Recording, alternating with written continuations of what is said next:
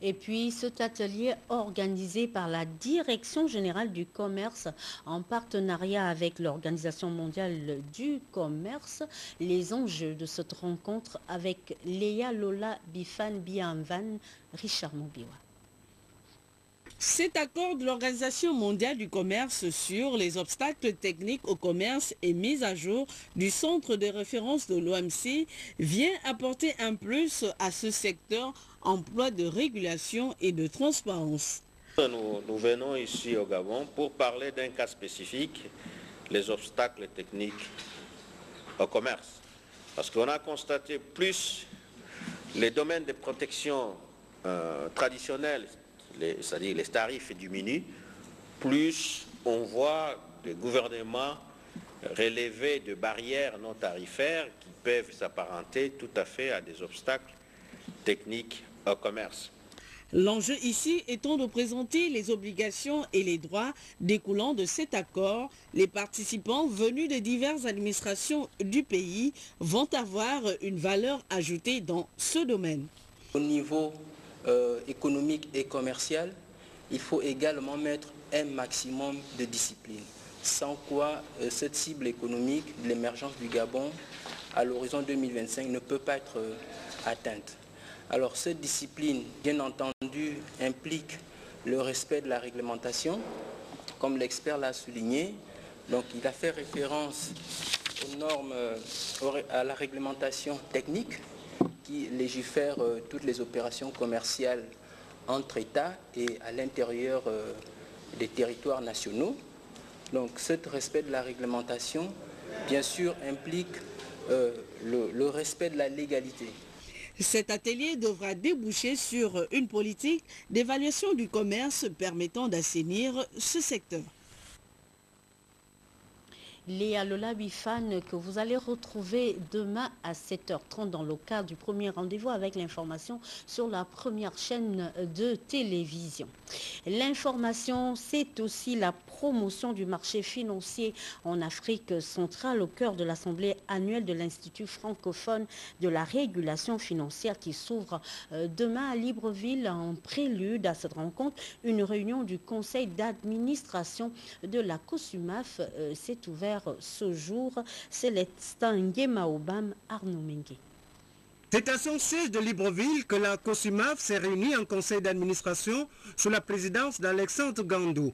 Occasion pour les membres du collège de la commission de surveillance du marché financier de l'Afrique centrale de statuer entre autres points sur le suivi des opérations de marché ainsi que sur la problématique de la notation et de la garantie des opérations d'appel public à l'épargne sur le marché financier de la CEMAC.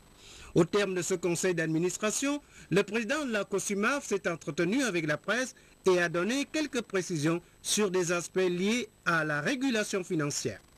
Donc c'est très important l'information financière et nous régulateurs, nous devons veiller à ce que cette information financière-là ne soit pas trompeuse, ne soit pas manipulée.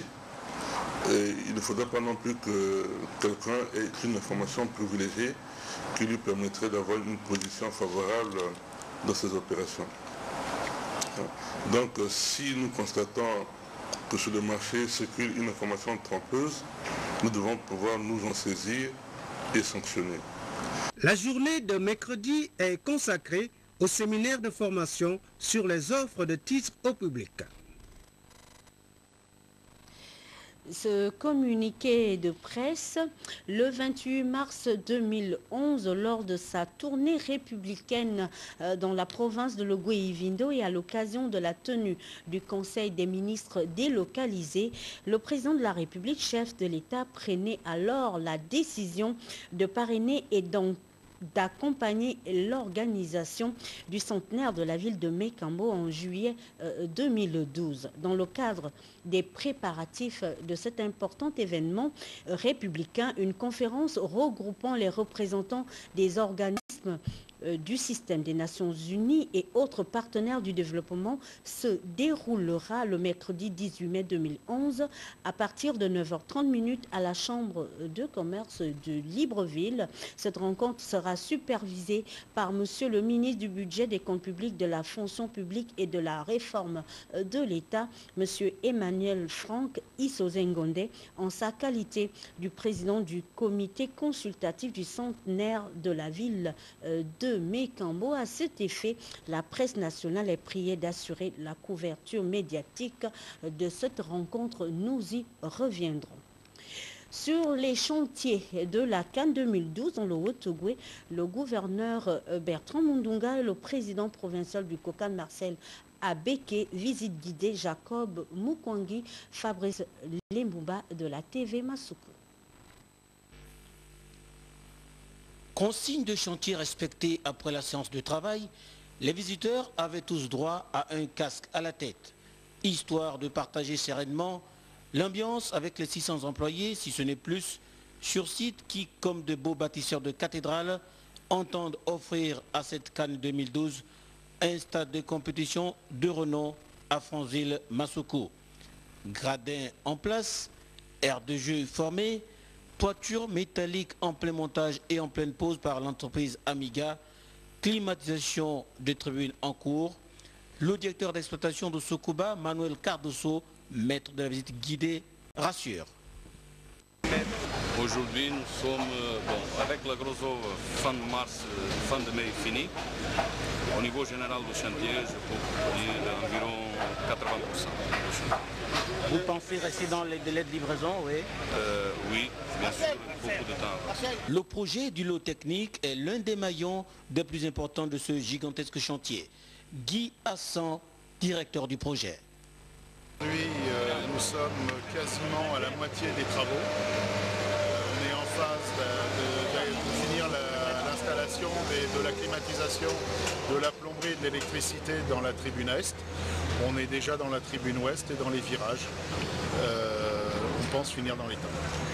Après un coup d'œil sur les travaux de réfection du Lekoni Palace en bonne voie, les visiteurs se sont rendus au stade d'entraînement et structure hôtelière de Mbaya. Sur place, ils se sont dit confiants quant à la technicité des Serbes de Soko BTP où sous la conduite d'une dame, Dobrila Nedeljković, le chantier présente une image plutôt digne et rassurante.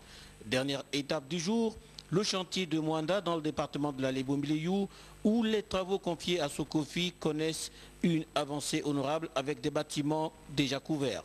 Le gouverneur Bertrand Mundunga peut s'en réjouir. Au regard des délais qui sont fixés, nous nous rendons compte effectivement si ces délais seront respectés, ce que nous avons fait ce matin.